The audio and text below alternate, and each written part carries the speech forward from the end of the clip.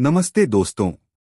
क्या आपको पता है कि दुनिया के सबसे बुद्धिमान लोग भी बहुत बड़ी और मूर्खतापूर्ण गलतियां करते हैं।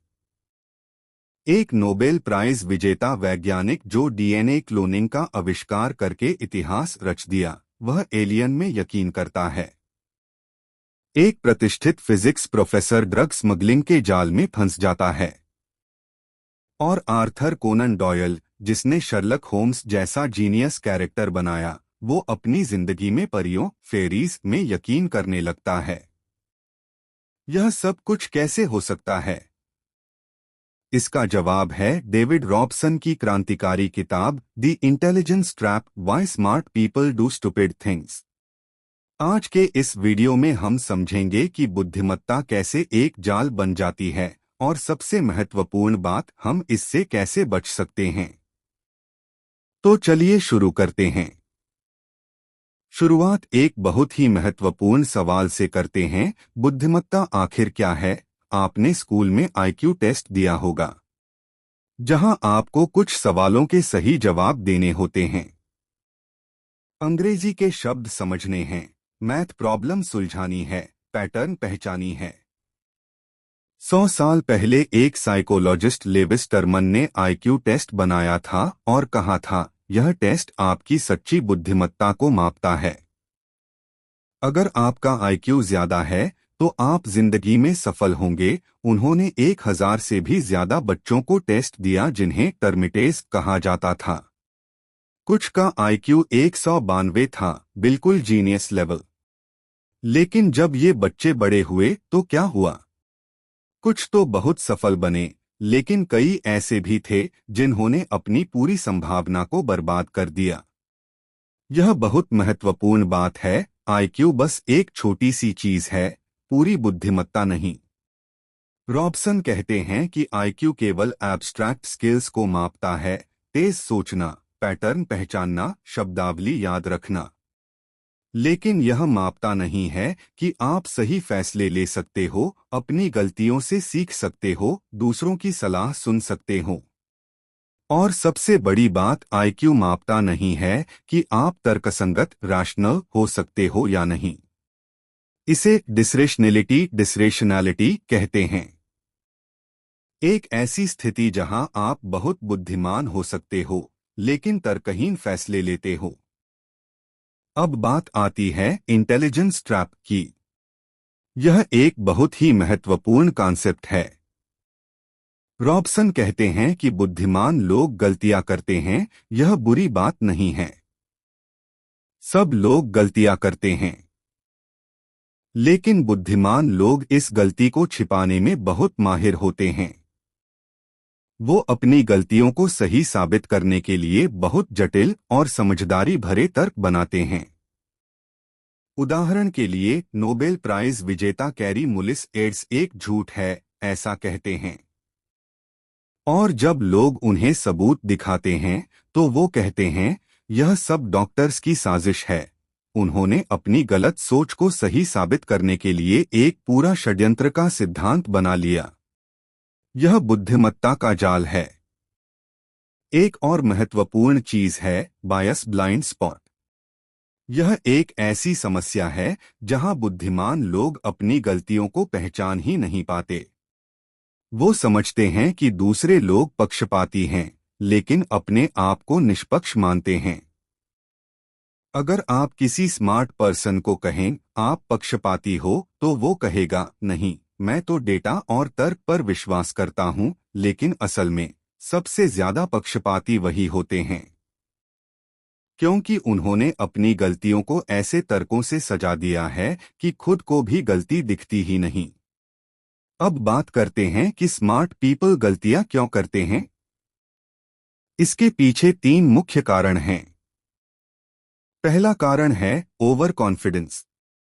जब आप बुद्धिमान होते हो तो आपको अपने आप पर बहुत विश्वास होता है। आप सोचते हो, मैं तो यह जानता हूं, मुझसे गलती नहीं हो सकती। यह अहंकार ही बड़ी समस्या बन जाता है। एक बैंकर जो मिलियंस इन्वेस्ट करता है, वो सोचता है, मैं तो मार्केट को समझता हूं, और फिर सब कुछ गवा देता है। एक फिजिक्स प्रोफेसर जो एटॉम्स को समझते हैं, वो सोचते हैं मैं तो लोगों को भी समझता हूं, और एक स्कैम में फंस जाते हैं। दूसरा कारण है रेजिस्टेंस टू एडवाइस। बुद्धिमान लोग दूसरों की सलाह नहीं सुनते, वो अपनी ही बात को सही समझते हैं। एक वकील जिसका एक कानून में एक्सपर्टीज है, वो सोचता है कि वो सब कुछ जानता है, राजनीति, विज्ञान, स्वास्थ्य, सब में। और जब कोई उसे सही जानकारी देता है, तो वो कहता है तुम क्या जानते हो, मैं तो यह सब पढ़ा हुआ हूं। तीसरा कारण है मोटिवेटेड रीजनिंग, यानी अपने विचारों को सही साबित करने के लिए तर्क खोजना। एक बार अगर आप कोई विचार अपना लेते हो, तो आप उसे सही साबित करने के लिए सब तरह के तर्क खोज लेते हो, चाहे वो सच हो या झूठ। आर्थर कोनन डॉयल ने फेरीज का एक फोटो देखा तो उन्हें लगा कि यह असली है, और जब लोगों ने कहा यह फेक है, तो वो कहा नहीं, यह तो इलेक्ट्रोमैग्नेटिक एनर्जी का एक रूप है। देखा कैसे एक बुद्धिमान इंसान अपनी गलती को छिपाने के लिए और भी बड़े तर्क खोज लेता है। अब सवाल यह है, हम इससे कैसे बच सकते हैं? डेविड रॉबसन के पास कुछ बहुत अच्छे सुझाव हैं। पहला सुझाव है कॉग्निटिव रिफ्लेक्शन, यानी अपने विचारों पर शक करना। एक प्रसिद्ध सवाल है, Jack is looking at Anne but Anne is looking at George. Jack is married but George is not. Is a married person looking at an unmarried person? अधिकांश लोग कहते हैं कैन नॉट बी डिटरमाइंड, लेकिन सही जवाब है yes. अगर आप इस सवाल को सही कर सकते हो, तो आप अपने पूर्वाग्रहों को पहचानने में सक्षम हैं। कॉग्निटिव रिफ्लेक्शन का मतलब है अपने इंट्यूशंस पर सवाल उठाना, ज्यादा सोचना, जल्दबाजी में फैसले न लेना। दूसरा सुझाव है इंटेलेक्चुअल ह्यूमिलिटी, यानी यह स्वीकार करना कि आप सब कुछ नहीं जानते। यह बिल्कुल सोक्रेटिस की सीख जैसी है। सुकरात ने कहा था, मैं सिर्फ इतना जानता हूं कि मैं कुछ नहीं जानता। यह है ट्रू विजडम। अगर आप यह मान लें कि आपके ज्ञान की सीमाएं हैं, तो आप दूसरों की सलाह सुनने के लिए खुले हो जाते हो। आप अपनी गलतियों को स्वीकार कर सकते हो। तीसरा सुझाव है ओपन माइंडेड थिंकिंग, यानी नए आइडियाज को सुनने के लिए तैयार रहना, भले ही वो आपके विचारों से अलग हों। जब कोई नया थ्योरी आए तो उसे सुनो। उसमें कुछ गलत हो सकता है, लेकिन पूरी तरह गलत नहीं हो सकता। एक बुद्धिमान इंसान के लिए यह सबसे महत्वपूर्ण है। चौथा सुझाव है इमोशनल अवेयरनेस, अपनी भावनाओं को समझना। जब आप गुस्से में होते हो, तब आप गलत फैसले लेते हो। जब आप डर में होते हो, तब आप पूर्वाग्रही हो जाते हो। इसलिए अपनी भावनाओं के प्रति जागरूक रहो। अपने आप को समझो। पांचवा सुझाव है ग्रोथ माइंडसेट, यानी यह मानना कि आप सीख सकते हो, आप बेहतर हो सकते हो। अगर आप एक फिक्स्ड माइंडसेट रखते हो, मैं तो ऐसा हूं, मैं बदल नहीं सकता, तो आप कभी नहीं सीखोगे। लेकिन अगर आप ग्रोथ माइंडसेट रखते हो, मैं सीख सकता हूं, मैं गलतियों से सीख सकता हूं, तो आप बेहतर बन सकते हो।